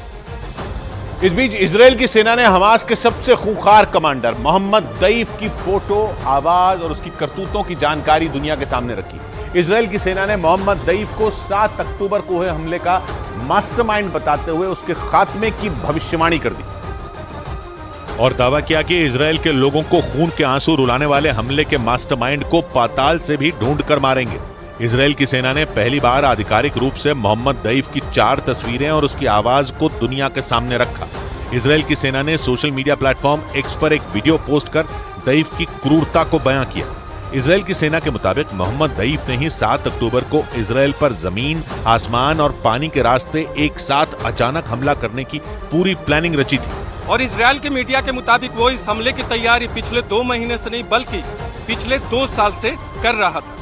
लेकिन इजराइल की खुफिया एजेंसी मोसाद और इजराइल की सेना उसकी तैयारियों का पता लगाने में चूक गई थी और यही गलती पूरे इजराइल के लिए बहुत भारी पड़ गई। मोहम्मद दईफ के तैयार किए हुए हमास के लड़ाकों ने इजराइल में घुसकर ऐसा कोहराम मचाया कि पूरी दुनिया दहल गई। लेकिन इजराइल की खुफिया एजेंसी मोसाद और वहां की सेना मोहम्मद दईफ को हल्के में लेने की अपनी बड़ी गलती को सुधारने में जुटी है और इसलिए मोसाद के एजेंट और इजराइल की सेना के जवान दिन रात भूलकर उसे ढूंढने में जुटे हैं, क्योंकि 7 अक्टूबर को हमले के बाद से ही मोहम्मद दईफ गायब है और दुनिया की सबसे खतरनाक खुफिया एजेंसी मोसाद और इजराइल की सेना के रडार से बाहर है। हमास के इस कमांडर के बारे में कई तरह के दावे हैं। सऊदी अरब के न्यूज चैनल अल अरबिया के मुताबिक मोहम्मद दईफ को हमास के ज्यादातर लड़ाकों ने भी नहीं देखा है। हमास के कुछ टॉप कमांडर और नेता ही उससे मिल सकते हैं। अल अरबिया के मुताबिक ज्यादातर वक्त वो गाजा में बनी सुरंगों में छिपा रहता है। मतलब ये कि इजराइल की आंखों में कांटे की तरह चुभने वाले मोहम्मद दईफ को हमास के लड़ाके और फिलिस्तीन के लोगों ने भी कम ही देखा है, इसलिए उसे दबोचने में मोसाद जैसी खुफिया एजेंसी को भी नाको चने चबाने पड़ रहे हैं। लेकिन इजराइल ने उसकी तस्वीरें और ऑडियो टेप जारी करके ये संकेत दे दिए कि जल्द ही मोहम्मद दईफ उनकी गिरफ्त में होगा। इजराइल की सेना के मुताबिक 7 अक्टूबर को हमले के दिन मोहम्मद दईफ ने जो ऑडियो टेप जारी किया था उसमें वो 2021 में अल अक्सा मस्जिद पर हुए हमले का जिक्र करते हुए बदला लेने की बात कहता सुना गया था, क्योंकि 2 साल पहले अल अक्सा मस्जिद में इजराइल की सेना के हमले ने दुनिया भर के मुस्लिम देशों का खून खौला दिया था और 34 साल से इजराइल के खिलाफ नफरत की आग में जल रहे मोहम्मद दईफ के लिए तो उस घटना ने आग में घी का काम किया। इजरायली सेना ने जो वीडियो सोशल मीडिया पर पोस्ट किया उसमें मोहम्मद दईफ इजराइल पर हमले वाले दिन को फिलिस्तीनियों के लिए सबसे बड़ा दिन बताता सुनाई दिया। यौम अल-तौरा अल-कुबरा मिन अजल इन्हाई अल-इहतिलाल अल-अखीर। अमेरिकी न्यूज चैनल CNN के मुताबिक मोहम्मद दईफ 2021 में मुसलमानों के पवित्र स्थल अल अक्सा मस्जिद पर इजराइल के हमले के बाद से ही इजराइल से बदला लेने की कोशिश में जुटा था और इसके लिए इजराइल की सेना के नाक के नीचे उसने हमास के लड़ाकों के लिए कई ट्रेनिंग कैंप बना रखे थे, जिसकी जानकारी तक उसने मोसाद के एजेंटों और इजराइल की सेना को नहीं लगने दी। हालांकि ये पहली बार नहीं है जब मोहम्मद दईफ ने दुनिया की सबसे खतरनाक खुफिया एजेंसी मोसाद को चकमा दिया। इससे पहले भी 7 बार हमास के इस खूंखार कमांडर को पकड़ने और मारने की कोशिश मोसाद के एजेंटों ने की थी, लेकिन हर बार नाकामी ही हाथ लगी।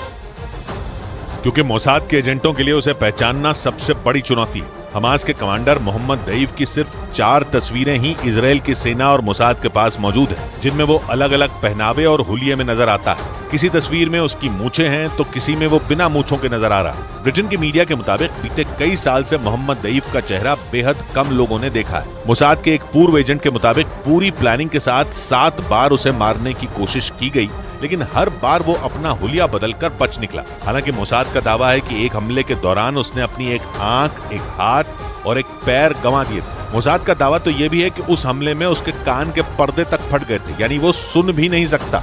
लेकिन इसके बाद भी वो इजराइल की नाक में दम किए हुए है। इजराइल के को नक्शे से मिटाने की कसम खा चुका मोहम्मद दईफ हमास के लड़ाकों के लिए किसी हीरो की तरह।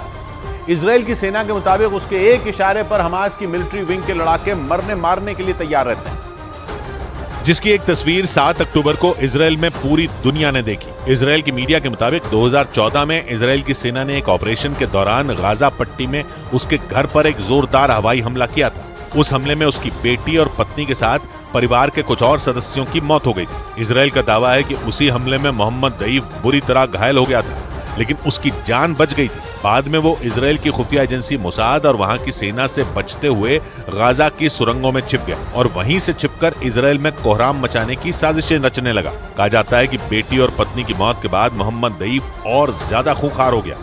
इस बीच इजराइल हमास पर मिसाइल चलाकर अपनी कब्र खोदने में लगा है, मगर हमास ने इजराइल के साथ अब माइंड गेम भी खेलने शुरू कर दिए। यानी हमास ऐसी जंग में जुट गया है जिसमें वो बिना हथियार चलाए सिर्फ अपने दिमाग से चालें चलकर इजराइल को चित करने की कोशिश में। इसके लिए वो अपने कब्जे में मौजूद 200 से ज्यादा बंदूकों को हथियार बनाकर इजराइल को ब्लैकमेल कर रहा है।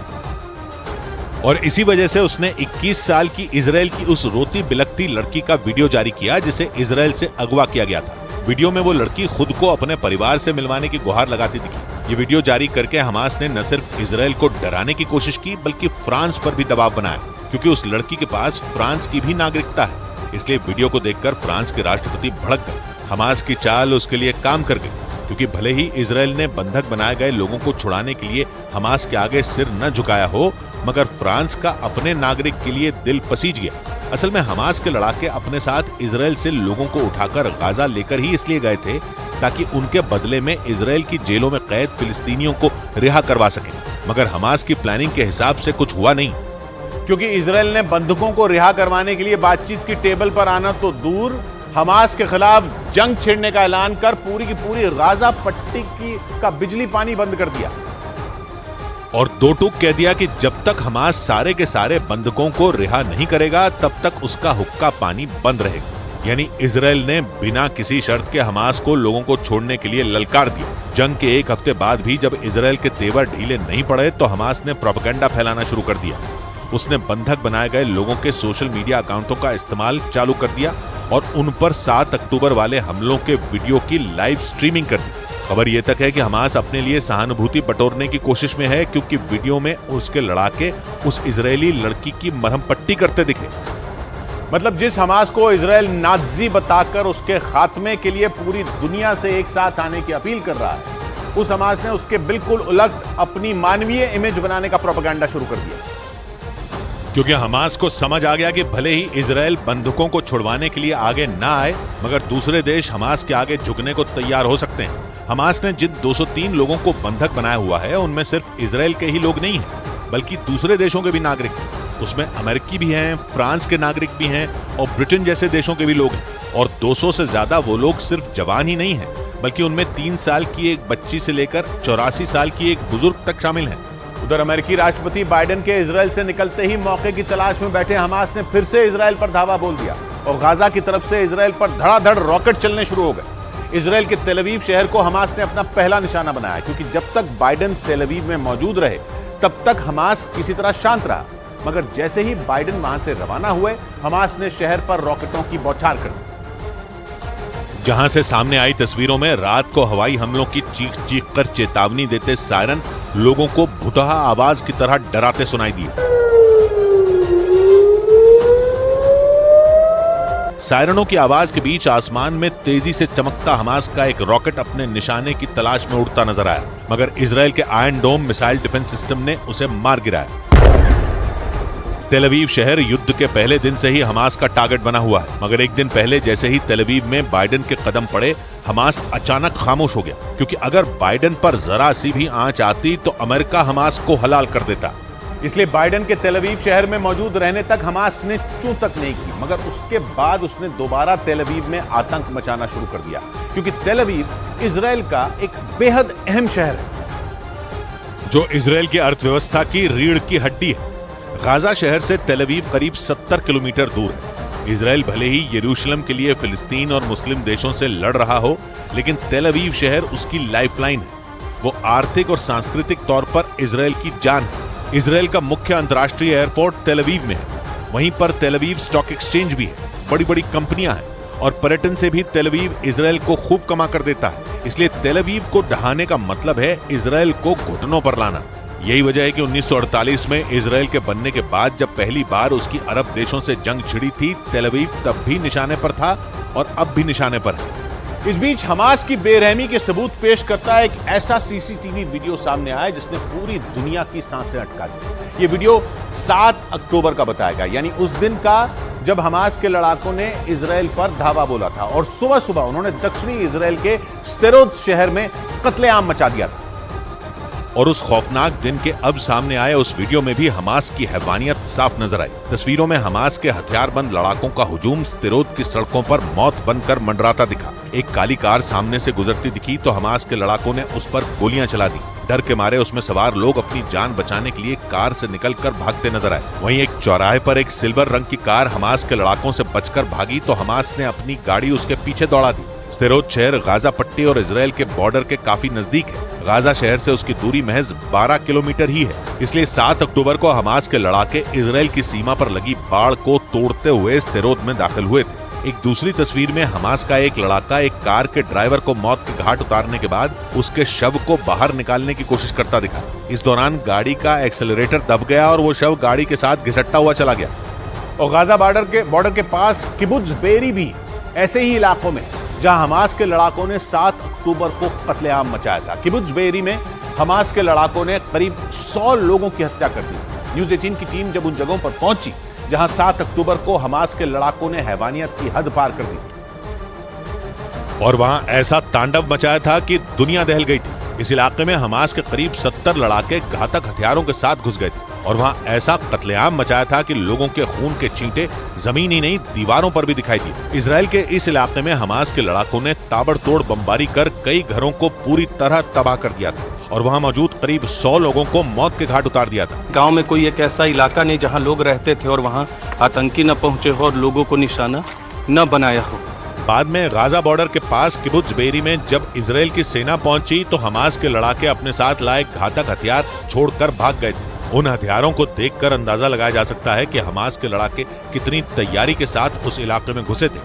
हालांकि इजराइल की सेना ने हमले के बाद पूरे इलाके को खाली करा लिया था। उधर वेस्ट बैंक के रमल्ला शहर में फिलिस्तीनियों और इजराइल की सेना के बीच झड़प जारी है। बीते कई दिन से इजराइल गाजा में लगातार हमले कर रहा है, जिसके विरोध में वहां लोगों ने मोर्चा खोल दिया और हजारों की संख्या में लोग सड़कों पर उतर आए, जिन्होंने फिलिस्तीन का झंडा लेकर उसके समर्थन में प्रदर्शन किया और फिलिस्तीन को इजराइल के कब्जे से आजाद करने के लिए नारेबाजी की। इसके साथ ही प्रदर्शनकारियों ने गाजा में इजराइल की सेना के हमलों को रोकने की मांग की। इस दौरान वहां लोग सड़कों पर आगजनी भी करते दिखाई दिए, लेकिन इस बीच वहां सीमा पर तैनात इजराइल के सैनिकों से उनकी झड़प हो गई, क्योंकि कुछ प्रदर्शनकारी इजराइल के सैनिकों पर पथराव करते नजर आए, जिसके जवाब में इजराइल के सैनिकों ने भी कार्रवाई कर दी। पश्चिम एशिया के देश कतर के टीवी चैनल अल जजीरा के मुताबिक इजराइल की सेना ने वेस्ट बैंक के कई इलाकों में ताबड़तोड़ फायरिंग की। क्योंकि वेस्ट बैंक पर भले ही इजराइल का कब्जा हो, लेकिन वहां ज्यादातर शरणार्थी कैंप हैं जिनमें फिलिस्तीन के नागरिक रहते हैं, जो किसी भी कीमत पर वहां इजराइल का कब्जा नहीं चाहते।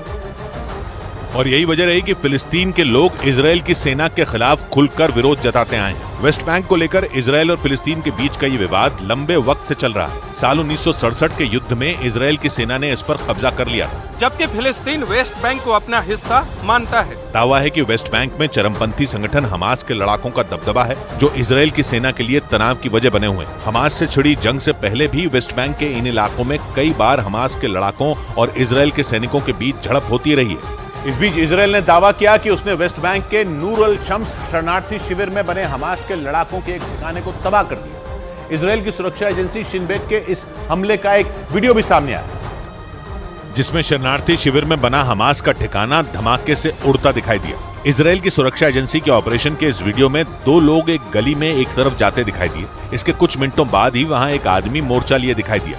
ऐसा लगा मानो वो सामने से चल रही गोलियों का जवाब दे रहा है। तभी अचानक वो सामने की तरफ कुछ फेंकता हुआ दिखाई दिया, जिसके तुरंत बाद वहां एक जोरदार धमाका हुआ।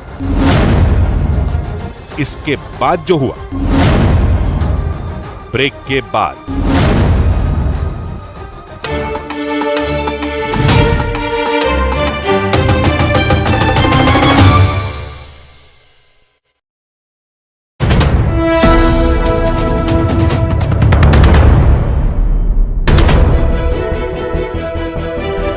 मैंने कहा रुको भाई, माँ बेटे को सुबह की चाय तो पी लेने दो, है ना? अरे माँ, आप मुझे फोन कर रही हो? तो और क्या करूं? चाय। प्यार से चाय बनाते, प्यार से रिश्ते निभाते। वाघ बकरी चाय हमेशा रिश्ते बनाए। ये नया इंडिया, नए नजरिए का इंडिया, जहां लोगों का नंबर 1 भरोसा बनता है वो जो उनके मुद्दे, उनकी आवाज निडर होकर उठाता है। लोगों की नंबर 1 पसंद बनता है वो जो सिर्फ रफ्तार नहीं, जिम्मेदारी पर भी विश्वास रखता है। देश का नंबर 1 न्यूज चैनल बनता है वो जो देश हित और जनहित दोनों को सर्वोपरि समझता है। न्यूज़ 18 इंडिया, नए इंडिया का नया नंबर 1 न्यूज चैनल। क्या खुशबू आ रही है। ऑफिस के बाहर तुम्हारी ये वाली चाय 200 रुपए में बिकेगी, पता है? मैं ये वाली चाय सबके लिए नहीं बनाती। प्यार से चाय बनाते, प्यार से रिश्ते निभाते। वाघ बकरी चाय हमेशा रिश्ते बनाए।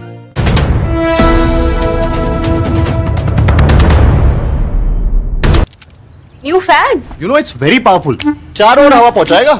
अच्छा, नहाने के बाद सब साथ में सूखेंगे ना।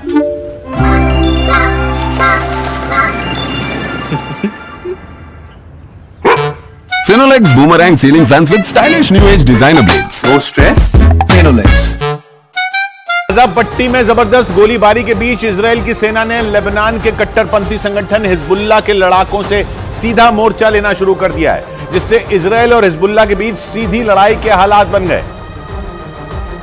क्योंकि इजराइल की वायुसेना ने हिजबुल्लाह के लड़ाकों को दक्षिणी लेबनान में घुसकर मारा और सबूत के तौर पर एयर स्ट्राइक का वीडियो जारी किया, जिसमें पहले एक ठिकाना उड़ा, फिर दूसरा और फिर तीसरा, जिसके बाद यह सिलसिला यूं ही चलता रहा और दक्षिणी लेबनान में हिजबुल्लाह के ठिकाने एक एक कर राख के ढेर में बदलते रहे। यही नहीं, इजराइल ने एक दूसरा वीडियो भी जारी किया जिसमें उसने कुछ लोगों को टारगेट किया और फिर उन पर बम गिरा दिया। वीडियो में जिन लोगों पर बमबारी की गई वो यहां वहां भागते भी दिखे, लेकिन आखिरकार उन्हें इजराइल ने खत्म कर दिया और जानकारी दी कि उसने यह ऑपरेशन दक्षिणी लेबनान के शुशन इलाके में किया, जहां से हिजबुल्लाह के लड़ाकों ने इजराइल की सेना पर गोले दागे थे, जिसका बदला लेने के लिए इजराइल दक्षिणी लेबनान में घुस गया।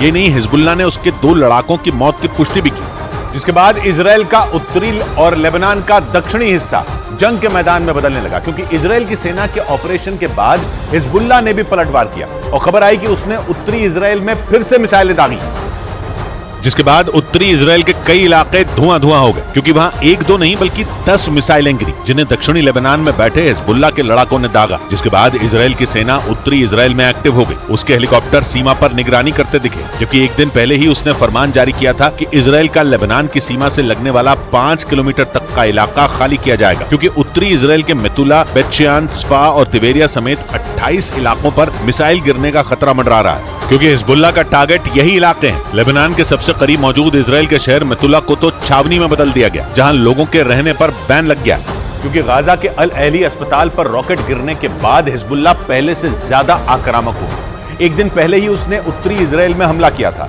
और उसका मरकबा टैंक उड़ा दिया था, जिसमें इजराइल के एक सैनिक की मौत हो गई थी। क्योंकि हमास के साथ खड़े हिजबुल्लाह को जैसे ही गाजा के अल अहली अस्पताल पर रॉकेट गिरने की खबर मिली, वो इजराइल पर भड़क गया। क्योंकि हमास और फिलिस्तीन ने हमले के लिए इजराइल को जिम्मेदार ठहराया, यानी अस्पताल पर रॉकेट गिरने के मामले ने उत्तरी इजराइल में छिड़ी जंग की आग में घी डाल दिया और उत्तरी इजराइल में हिजबुल्लाह के हमले तेज हो गए। इजरायली सेना के मुताबिक लेबनान सीमा के पास के उसके रोश हनिका इलाके में एंटी टैंक मिसाइलें दागी गई, यानी अल अहली अस्पताल पर रॉकेट गिरने के बाद उत्तरी इजराइल सुलग उठा और इजराइल के 5 सैनिकों की मौत हो गई, जबकि इजराइल की जवाबी कार्रवाई में हिजबुल्लाह के 13 लड़ाकों की मौत हुई, जिनमें 2 की मौत की खुद हिजबुल्लाह ने पुष्टि की। इस बीच इजराइल से लोहा लेने को तैयार हिजबुल्लाह ने केवल सीमा पर ही नहीं बल्कि लेबनान के अंदर भी इजराइल और उसके दोस्त अमेरिका के खिलाफ मोर्चा खोल दिया। लेबनान की राजधानी बेरूत में तो उसके समर्थक हिंसा पर उतारू हो गए और उन्होंने इतना उत्पाद मचाया कि लेबनान की सेना को सड़कों पर उतरना पड़ा। लेकिन हिजबुल्लाह समर्थकों को रोकना उसके लिए मुश्किल हो गया, क्योंकि प्रदर्शन करने वालों ने सेना पर फायरिंग तक कर डाली। हमास का साथ देने और इजराइल के खिलाफ गुस्सा दिखाने के लिए ये लोग बेरूत में अमेरिका के दूतावास के बाहर इकट्ठा हुए और देखते ही देखते हिंसा शुरू हो गई, क्योंकि ये लोग सेना से ही भिड़ गए। मारपीट तक की नौबत आ गई और बेरूत की सड़क जंग के मैदान जैसी लगने लगी। हिजबुल्लाह समर्थकों ने मांग की कि बॉर्डर खोल दिया जाए, क्योंकि वो इजराइल में घुसकर गाजा के लोगों का बदला लेना चाहते हैं। लेकिन नारेबाजी से शुरू हुआ प्रदर्शन देखते ही देखते हिंसक हो गया, क्योंकि लेबनान में मौजूद शिया संगठन हिजबुल्लाह इजराइल और अमेरिका के खिलाफ आग उगल रहा है, जबकि अमेरिका ने इजराइल को हिजबुल्लाह से न भिड़ने की सलाह दी। इजराइल की मीडिया ने दावा किया कि बाइडेन ने नेतन्याहू को उत्तरी इजराइल में फूंक फूंक कर कदम रखने की सलाह दी, क्योंकि उत्तरी इजराइल में इजराइल की एक गलती जंग को न्योता दे सकती है।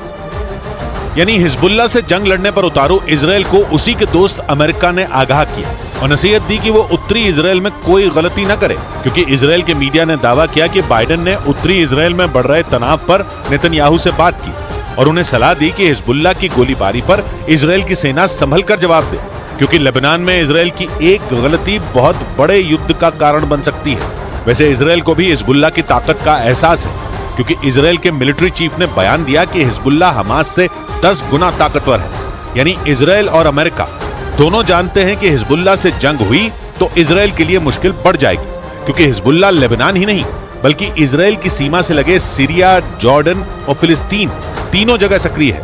यानी इजराइल पर चारों तरफ से हमला हो सकता है और इसीलिए अमेरिका ने इजराइल को हिजबुल्लाह से सावधान रहने की नसीहत दी। यही नहीं, उसने हिजबुल्लाह का साथ देने वाले ईरान पर भी दबाव बढ़ाया, जिसके लिए उसने ईरान के बैलिस्टिक मिसाइल और ड्रोन कार्यक्रमों पर बैन बढ़ा दिए, जिसके लिए उसने ईरान, चीन और वेनेजुएला की 8 कंपनियों को टारगेट किया। यही नहीं, उसने ईरान की मदद करने वाले 11 लोगों पर प्रतिबंध लगाए, क्योंकि ये सभी ईरान के बैलिस्टिक मिसाइल और ड्रोन कार्यक्रमों में मदद कर रहे थे। अमेरिका ने ईरान पर ऐसे समय में बैन बढ़ाए जब 2015 से ईरान के बैलिस्टिक मिसाइल कार्यक्रम पर लगे संयुक्त राष्ट्र के प्रतिबंध खत्म किए गए। लेकिन अमेरिका, जर्मनी और ब्रिटेन जैसे देशों से ईरान को राहत नहीं मिली, क्योंकि ईरान के पास ऐसी मिसाइलें और ड्रोन हैं जो इजराइल और अमेरिका की टेंशन बढ़ा सकते हैं। क्योंकि ईरान के खतरनाक ड्रोन का ट्रेलर यूक्रेन जंग में दिख चुका है। जंग के दौरान ईरान पर अपने आत्मघाती ड्रोन रूस की फौज को देने का आरोप लगा था और कहा गया कि रूस ने कीव में ईरान के शाहिद 136 से तबाही मचाई थी, क्योंकि ईरान का ये ड्रोन आत्मघाती है। इसके अलावा भी ईरान के पास कई आत्मघाती ड्रोन हैं, जिनमें 200 की तो उसने परेड भी करवाई थी। और यही नहीं, ईरान पर हिजबुल्लाह को ड्रोन देने का आरोप लगा है,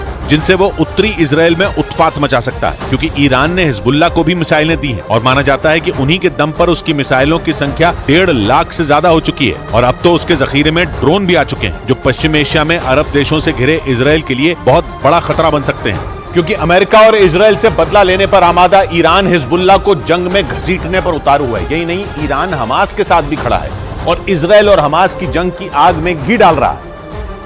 लेकिन ईरान जानता है कि हिजबुल्लाह की ताकत हमास से ज्यादा है। यही नहीं, उसे बनाने वाला भी ईरान ही है, क्योंकि उसे 1980 में इस्लामिक क्रांति को पश्चिम एशिया में फैलाने के लिए हिजबुल्लाह जैसे संगठन की जरूरत थी, जिसे ईरान ने अपने दुश्मनों के खिलाफ मनमाने तरीके से इस्तेमाल किया। पहले वो लेबनान की सुन्नी सरकार से भिड़े, फिर सीरिया, इराक, जॉर्डन और फिलिस्तीन जैसे देशों में अमेरिका और इजराइल के खिलाफ लड़े, क्योंकि ये शिया संगठन धीरे धीरे कट्टरपंथी संगठन के तौर पर अपनी पैठ बढ़ाता गया। हालांकि अमेरिका और उसके कई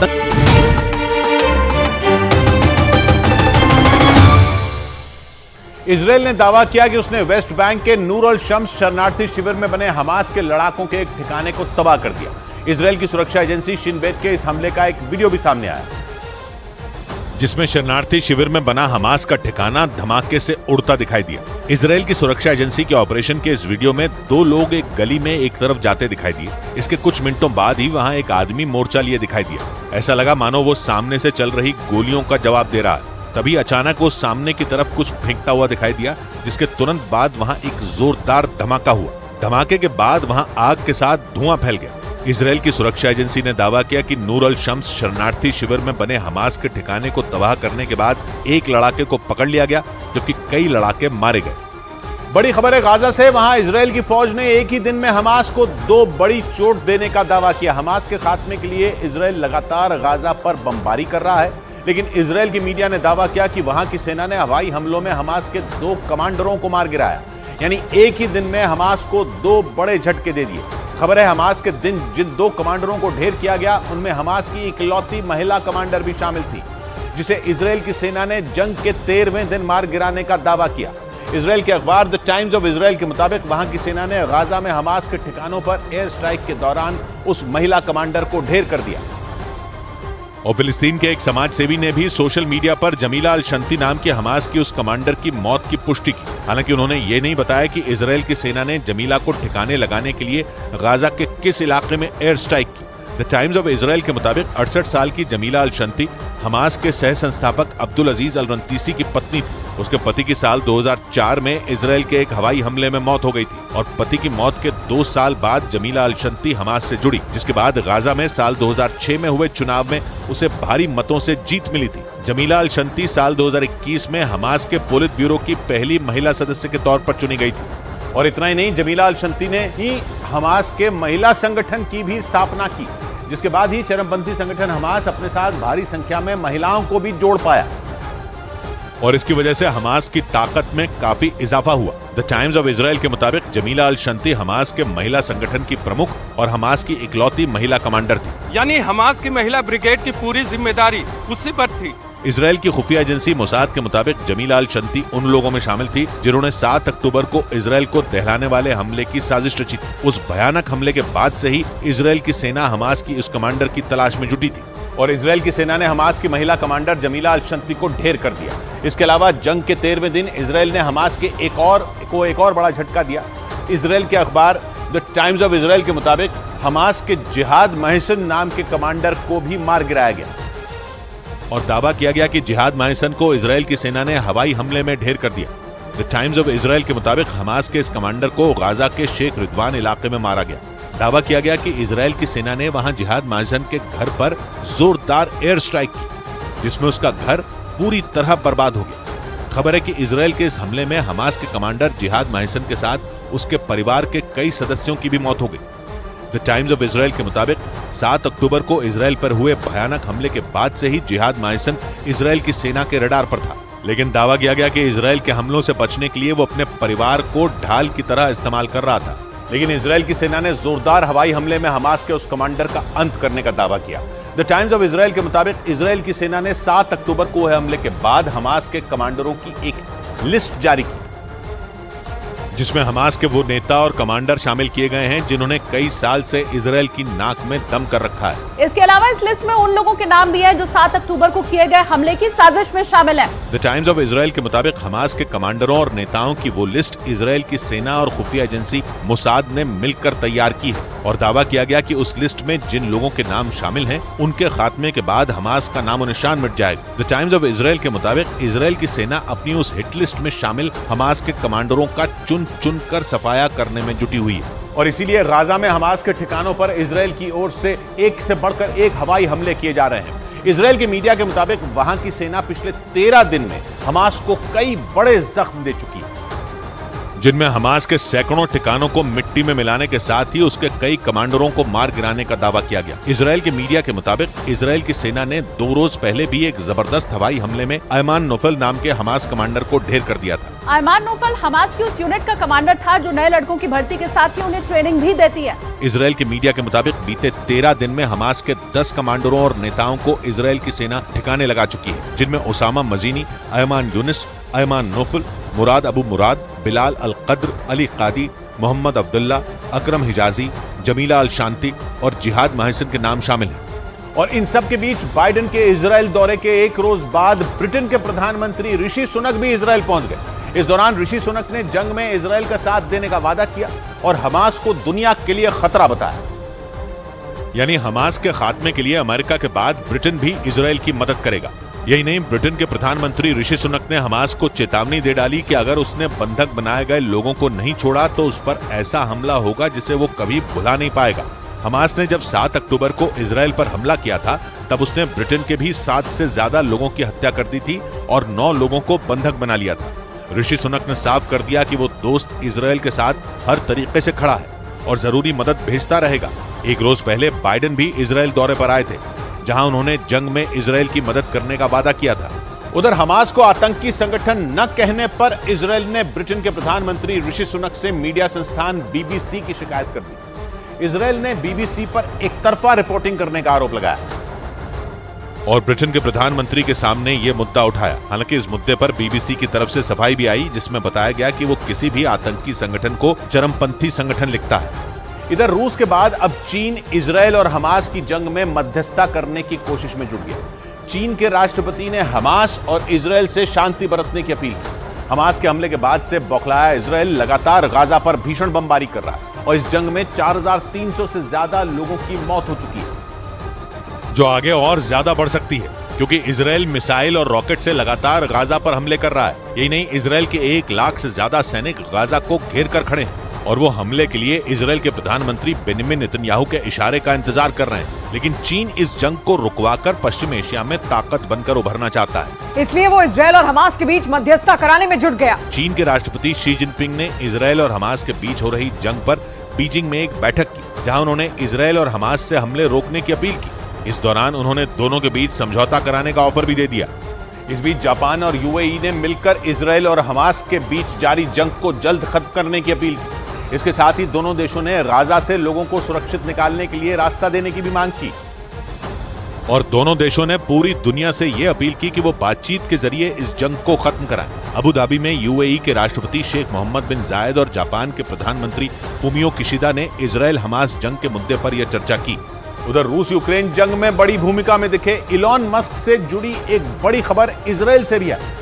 खबर है कि इजराइल की फौज ने हमास के खिलाफ जंग में इलॉन मस्क की कंपनी स्टारलिंक से मदद मांगी ताकि इजराइल की फौज को हाई स्पीड इंटरनेट की सुविधा मिल पाए। माना जा रहा है कि हिजबुल्लाह और हमास की तरफ से दागे जा रहे रॉकेट इजराइल की टेंशन बढ़ा रहे हैं। सबसे बड़ा डर इजराइल को यह है कि अगर इन रॉकेट की वजह से इंटरनेट के तारों के जाल को नुकसान हुआ तो ये उसका बड़ा नुकसान होगा। इजराइल की फौज इस वक्त गाजा पट्टी में जमीनी लड़ाई लड़ने की तैयारी में है। गाजा पट्टी में जंग लड़ने के लिए इजराइल की फौज को सटीक जीपीएस कोऑर्डिनेट्स की जरूरत पड़ेगी ताकि हमास के ठिकानों पर सटीक हमले किए जा सके। माना जा रहा है कि हाई स्पीड इंटरनेट के बिना ये काम मुश्किल हो सकता है, इसीलिए इजराइल ने स्टारलिंक से मदद मांगी। स्टारलिंक का इंटरनेट तारों के जरिए नहीं बल्कि हजारों सैटेलाइट के जाल के जरिए चलता है। स्टारलिंक का यही इंटरनेट रूस के खिलाफ भी यूक्रेन की फौज का बड़ा हथियार बना हुआ है। और अमेरिका के मीडिया ने दावा किया कि ट्विटर कंपनी के मालिक इलॉन मस्क यूरोप में ट्विटर को बंद करने पर विचार कर रहे हैं। ऐसा इसलिए क्योंकि यूरोपियन यूनियन ने हाल ही में यह आरोप लगाया था कि ट्विटर पर इजराइल और हमास की जंग को लेकर कई गलत खबरें चल रही हैं, जिसे रोक पाने में ट्विटर कंपनी नाकाम रही है। यही नहीं, यूरोपियन यूनियन ने यह भी धमकी दी थी कि अगर उसकी जांच में ट्विटर की गलती निकली तो वो इस कंपनी पर भारी जुर्माना भी लगाएगी। यूरोपियन यूनियन के इस रुख को देखते हुए दावा किया गया कि इलॉन मस्क जल्द ही कोई बड़ा फैसला ले सकते हैं। इधर तुर्की के इस्तांबुल में गाजा पर हुए हमले का विरोध किया गया। वहां इजराइल और अमेरिका के दूतावास के बाहर हजारों की संख्या में फिलिस्तीनी समर्थक सड़क पर उतरकर प्रदर्शन करते दिखे और इस दौरान उन प्रदर्शनकारियों ने इजराइल का झंडा भी जलाया, साथ ही अल्लाह अकबर के नारे भी लगाए। प्रदर्शन करने वालों के हाथों में फिलिस्तीन का झंडा भी नजर आया, जिसे लहराते हुए उन्होंने फिलिस्तीनियों के लिए अपना समर्थन जताया और इजराइल को गाजा में रहने वाले सैकड़ों फिलिस्तीनियों की मौत के लिए जिम्मेदार ठहराया। प्रदर्शन के दौरान फिलिस्तीन के समर्थक पुलिस की ओर से लगाए गए बैरिकेड भी तोड़ते नजर आए, जिसकी वजह से वहां हंगामा खड़ा हो गया और पुलिस और उन प्रदर्शनकारियों के बीच भिड़ंत हो गई। सैकड़ों की संख्या में इजराइल दूतावास के बाहर पहुंचे इन प्रदर्शनकारियों ने वहां पटाखे भी जलाए। उधर इजराइल की खुफिया एजेंसी और सरकार ने दुनिया भर में रह रहे अपने नागरिकों की जान को खतरा बताया और उन्हें बाहरी लोगों से न मिलने की सलाह दी। क्योंकि इजराइल ने आशंका जताई थी कि बदले की कार्रवाई में उसके नागरिकों पर हमला हो सकता है। ऐसे में इजराइल की खुफिया एजेंसी और सरकार ने तुर्की समेत कई देशों में रह रहे इजरायली नागरिकों को सतर्क रहने को कहा। साथ ही उनके दफ्तर और घरों के बाहर सुरक्षा भी बढ़ा दी गई। एक रोज पहले इजराइल की राष्ट्रीय सुरक्षा परिषद ने तुर्की में मौजूद अपने नागरिकों की सुरक्षा को लेकर चेतावनी भी जारी की और अपने नागरिकों को फौरन तुर्की छोड़ने का आदेश जारी कर दिया, जिसके बाद तुर्की में रह रहे इजरायली नागरिकों ने वहां से निकलना शुरू कर दिया। ऐसे में वहां के इस्तांबुल और अंकारा एयरपोर्ट पर लोगों की भारी भीड़ नजर आई। इस बीच जर्मनी की राजधानी बर्लिन में गाजा पर हुए हमले के खिलाफ लोगों ने जोरदार प्रदर्शन किया। इस दौरान आरोप लगा कि कई प्रदर्शनकारियों ने वहां मौजूद यहूदी समुदाय के एक धार्मिक स्थल पर हमला कर दिया, जिसके बाद वहां बवाल मच गया। वहां से जो वीडियो सामने आया उसमें हजारों की संख्या में लोग सड़कों पर उतरकर फिलिस्तीन के समर्थन में नारेबाजी करते नजर आए। गाजा पर इजरायल के हमलों के विरोध में प्रदर्शन करते हुए लोगों ने हाथों में बैनर और पोस्टर लेकर जोरदार प्रदर्शन किया और आरोप लगा कि इसी दौरान उनमें से कुछ प्रदर्शनकारियों ने यहूदी धर्म स्थल पर हमला कर दिया, जिसके बाद वहां हंगामा होने लगा। सूचना मिलने पर पहुंची पुलिस की टीमों ने प्रदर्शनकारियों को रोकने की कोशिश की, लेकिन प्रदर्शनकारी उन्हें धकेलते हुए आगे बढ़ गए, जिसके बाद पुलिस ने उन्हें तितर-बितर करने के लिए आंसू गैस के गोले छोड़े और वाटर कैनन का इस्तेमाल किया। जिसके बाद वहां फिलिस्तीन के समर्थन में प्रदर्शन कर रहे सैकड़ों लोग पुलिस से भिड़ गए, जिसमें 65 से ज्यादा पुलिस वालों के घायल होने का दावा किया गया। बवाल ये तब शुरू हुआ जब पुलिस ने उन्हें सड़क से हटाने की कोशिश की, जिस पर भड़के प्रदर्शनकारियों ने पथराव शुरू कर दिया। जिसके बाद जर्मनी की पुलिस ने करीब 200 लोगों को गिरफ्तार कर लिया। ये सभी गाजा के अस्पताल पर हुए हमले पर अपना विरोध जताने के लिए इकट्ठा हुए थे। इस बीच अमेरिका से एक ऐसी खबर सामने आई जिससे अमेरिका समेत पूरी दुनिया चौंक गई। अमेरिका की राजधानी वॉशिंगटन डीसी में यहूदी समुदाय ने फिलिस्तीन के समर्थन में प्रदर्शन किया और ये प्रदर्शन अमेरिका की संसद के बाहर किया गया, जहां सैकड़ों की संख्या में यहूदी समुदाय के लोग जमा हो गए और फिलिस्तीन के समर्थन में नारेबाजी की। प्रदर्शन में शामिल हुए लोगों ने गाजा में हुए हमले को नरसंहार बताया और इसे रोकने की मांग की। यही नहीं, प्रदर्शनकारियों ने अमेरिका और इजरायल के खिलाफ नारेबाजी की। वहां से जो तस्वीरें सामने आई उनमें हाथों में नारे लिखी तख्तियां और बैनर लेकर लोग इजरायल के हमले के विरोध में आवाज बुलंद करते दिखाई दिए। यही नहीं, सभी प्रदर्शनकारी काले रंग की टी शर्ट पहने हुए थे। इस बीच कुछ प्रदर्शनकारी तो अमेरिका के संसद भवन के अंदर घुस गए और वहां उन लोगों ने प्रदर्शन शुरू कर दिया। हालात बिगड़ने के बाद पुलिस ने कुछ प्रदर्शनकारियों को हिरासत में ले लिया। उधर इजरायल की मदद करने पर फिलिस्तीनी मूल की अमेरिकी सांसद रशीदा तलीब ने बाइडेन सरकार को घेर लिया। उन्होंने फिलिस्तीनियों के नरसंहार के लिए बाइडेन सरकार पर फंडिंग करने का आरोप लगा दिया और उन्होंने इजरायल और हमास के बीच चल रही जंग को फौरन खत्म करने की मांग भी की। अमेरिका की संसद में रशीदा तलीब फिलिस्तीनी मूल की इकलौती सांसद हैं और अमेरिका के शिकागो में फिलिस्तीन के समर्थन में सैकड़ों लोगों ने सड़कों पर उतरकर प्रदर्शन किया। इस प्रदर्शन में कई महिलाएं हाथों में फिलिस्तीन के समर्थन वाले पोस्टर लिए नजर आई और इस दौरान प्रदर्शनकारियों ने इजरायल के खिलाफ खूब नारे भी लगाए। वहां जुटे लोगों ने गाजा के अल अहली अस्पताल पर हमले के लिए इजरायल को जिम्मेदार ठहराया। इधर अपनी आलोचना होने के बाद मिस्र की फुटबॉल टीम के कप्तान मोहम्मद सलाह ने चुप्पी तोड़ते हुए इस युद्ध को जल्द खत्म करने की मांग की। फिलिस्तीनियों के बचाव में न बोलने की वजह से मोहम्मद सलाह पर सवाल उठाए गए थे, जिसके बाद मिस्र की फुटबॉल टीम के कप्तान ने एक वीडियो जारी किया जिसमें उन्होंने युद्ध को खत्म करने की अपील की। यही नहीं, मोहम्मद सलाह ने गाजा में पीड़ितों की फौरन मदद करने की जरूरत बताई। इस बीच अमेरिका के फ्लोरिडा में अहमद अलकोसा नाम के डेंटिस्ट ने आरोप लगाया कि इजरायली बंदूकों के पोस्टर फाड़ने पर उन्हें नौकरी से निकाल दिया गया। इजरायली बंदूकों के पोस्टर फाड़ते हुए उनका एक वीडियो सामने आया और उस वीडियो में वो अपने एक साथी के साथ पोस्टर के टुकड़े करते नजर आए। अपनी डेंटिस्ट की नौकरी जाने के बाद अहमद अलकोसा ने सफाई दी कि उस पोस्टर से नस्लीय हिंसा भड़क सकती थी। उधर फिलिस्तीन के समर्थन में पाकिस्तान क्रिकेट टीम के कई खिलाड़ी उतर आए। इन खिलाड़ियों ने अपने सोशल मीडिया अकाउंट से फिलिस्तीन के झंडे की फोटो शेयर की और पाकिस्तानी खिलाड़ियों की इस लिस्ट में इफ्तिखार अहमद, शादाब खान, मोहम्मद नवाज, हारिस रऊफ और उस्मान मीर जैसे नाम शामिल रहे। कुछ दिन पहले पाकिस्तानी बल्लेबाज मोहम्मद रिजवान ने अपनी टीम की जीत और अपने शतक को गाजा के लोगों को समर्पित किया था। और पाकिस्तान क्रिकेट बोर्ड ने फिलिस्तीन का समर्थन करने वाले अपने खिलाड़ियों का बचाव करते हुए उनके खिलाफ सोशल मीडिया पर जताई जा रही आपत्तियों को खारिज कर दिया। इससे पहले फिलिस्तीन का साथ देने पर पाकिस्तान क्रिकेट टीम के खिलाड़ियों का सोशल मीडिया पर विरोध शुरू हो गया था, जिस पर पाकिस्तान क्रिकेट बोर्ड ने दो टूक कह दिया कि ऐसा करके उसके खिलाड़ियों ने आईसीसी के किसी भी नियम का उल्लंघन नहीं किया, क्योंकि खिलाड़ी मैदान से बाहर अपनी राय रखने के लिए आजाद हैं। इस बीच ग्रीस के एथेंस में फिलिस्तीन के समर्थकों ने इजरायल दूतावास के सामने विरोध प्रदर्शन किया। 7 अक्टूबर को हुए हमास के हमले के बाद इजरायल की सेना की तरफ से गाजा पर जारी ताबड़तोड़ हमलों का विरोध किया गया और इजरायल दूतावास के बाहर जमकर हंगामा किया। इस दौरान पुलिस और प्रदर्शनकारियों के बीच जोरदार भिड़ंत हो गई, जिसके बाद पुलिस को आंसू गैस के गोले दागने पड़े। हजारों की संख्या में प्रदर्शनकारी मार्च करते हुए इजरायल दूतावास के बाहर पहुंचे और इजरायल के खिलाफ अपना गुस्सा दिखाया। इस दौरान प्रदर्शनकारियों ने इजरायल के झंडे को भी आग के हवाले कर दिया, जिसके बाद प्रदर्शनकारियों और पुलिस के बीच भिड़ंत हो गई और वहां हालात बेकाबू हो गए। प्रदर्शनकारियों ने इजरायल की तरफ से गाजा पर जारी हमलों को गलत बताया और उन्हें जल्द से जल्द रोकने की मांग की। उधर तुर्की के मीडिया के मुताबिक हमास जंग की वजह से बढ़ते तनाव के बीच तुर्की की नौसेना भूमध्य सागर में युद्धाभ्यास करने में जुट गई। हमास के हमले के बाद अमेरिका इजरायल की मदद के नाम पर अपने जहाजों का पूरा बेड़ा भूमध्य सागर में तैनात कर चुका है। लेकिन इन सब के बीच तुर्की की नौसेना ने समंदर के उसी इलाके में युद्धाभ्यास शुरू कर दिया। तुर्की के मीडिया के मुताबिक अपने इस कदम से उसने अमेरिका को ये चेतावनी भी दे दी कि अगर वो इस जंग में उतरा तो तुर्की भी ईरान के समर्थन में उसके खिलाफ जंग छेड़ देगा। हालांकि तुर्की नेटो का सदस्य है और इस सैन्य संगठन की अगुवाई अमेरिका ही करता है, लेकिन इजरायल पर हमास के हमले के बाद पूरी कहानी ही उलट गई, क्योंकि तुर्की एक मुस्लिम देश है और जंग की शुरुआत से ही वो फिलिस्तीन के समर्थन में खड़ा है। और माना जा रहा है कि जैसे ही अमेरिका ने इजरायल की मदद के लिए समंदर में युद्धपोत उतारे तो तुर्की ने भी मिलिट्री ड्रिल शुरू कर दी। इधर शुरुआती गिरावट के बाद सेंसेक्स और निफ्टी नीचे से सुधर कर बंद हुए। इस दौरान मिड कैप और स्मॉल कैप शेयरों की फ्लैट क्लोजिंग हुई।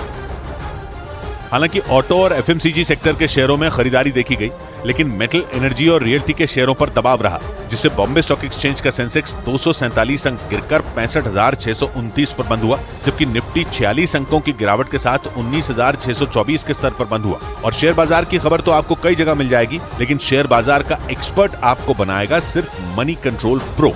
इस बीच चॉकलेट समेत कई दूसरे प्रोडक्ट बनाने वाली दुनिया की बड़ी कंपनी नेस्ले ने इजरायल में अपना कारोबार अस्थायी तौर पर बंद करने का ऐलान कर दिया। हमास और इजरायल के बीच जारी जंग को देखते हुए कंपनी ने यह फैसला लिया और कंपनी के मुताबिक वो अपने कर्मचारियों की सुरक्षा को लेकर कोई खतरा मोल नहीं लेना चाहती। नेस्ले से पहले कुछ और अंतर्राष्ट्रीय कंपनियां भी इजरायल में अपना कारोबार अस्थायी तौर पर बंद कर चुकी हैं। और इधर इजरायल और हमास की जंग में पाकिस्तान ने भी एंट्री ले ली।